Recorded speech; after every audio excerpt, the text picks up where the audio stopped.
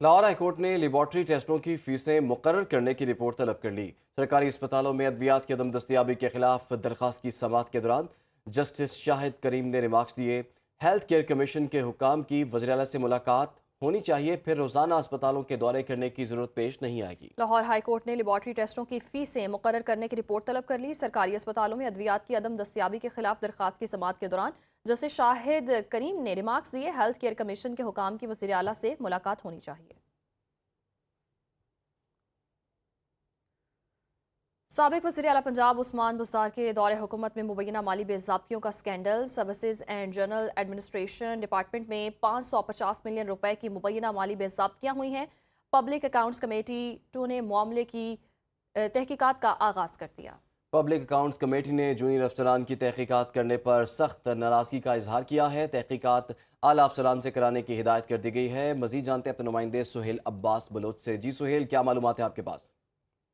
جی، عثمان بزدار کے دور میں 550 ملین روپے کے مبینہ بے ضابطیوں کا انکشاف ہوا ہے اور پبلک اکاؤنٹس کمیٹی نے تحقیقات کا حکم دیا ہے۔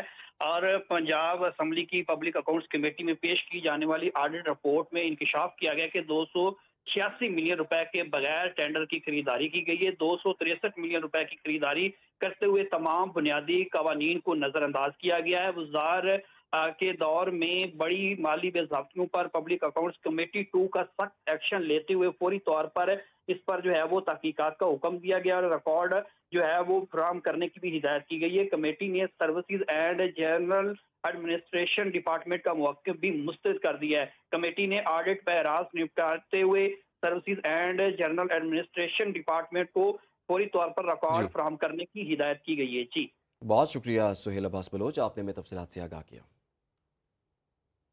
وزیراعظم شہباز شریف نے prime minister digital youth hub کا اجرا کر دیا۔ افتتاحی تقریب میں خطاب کرتے ہوئے کہا، آج کی دنیا جدید ترین ٹیکنالوجی کی متقاضی ہے۔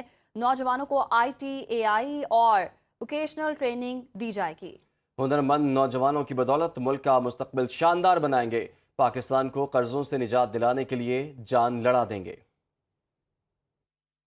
ٹیکنالوجی سے لیس آپ کو ٹریننگ دیں گے، vocational training who, IT lead, AI lead, تو پاکستان کا آپ عظیم سرمایہ بن جائیں گے۔ بخدا بلا خوف تردید میں کہہ سکتا ہوں کہ اللہ تعالیٰ نے پاکستان کو قدرتی نعمتوں سے مالا مال تو کیا ہے، لیکن چاروں صوبوں میں، آزاد کشمیر میں، گلگت بلتستان میں کروڑوں بچے اور بچیاں ہیں۔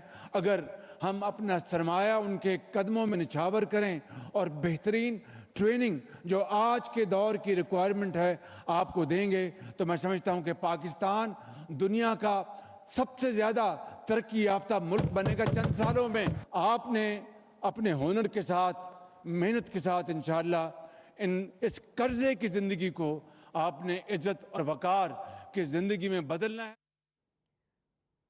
نائب وزیر اعظم اسحاق ڈار کی ہدایت پر پاکستان کے نمائندہ خصوصی محمد صادق نے کابل کا دورہ کیا۔ ترجمان دفتر خارجہ کے مطابق پاکستان اور افغانستان نے اعلیٰ سطح پر رابطے برقرار رکھنے پر اتفاق کیا ہے۔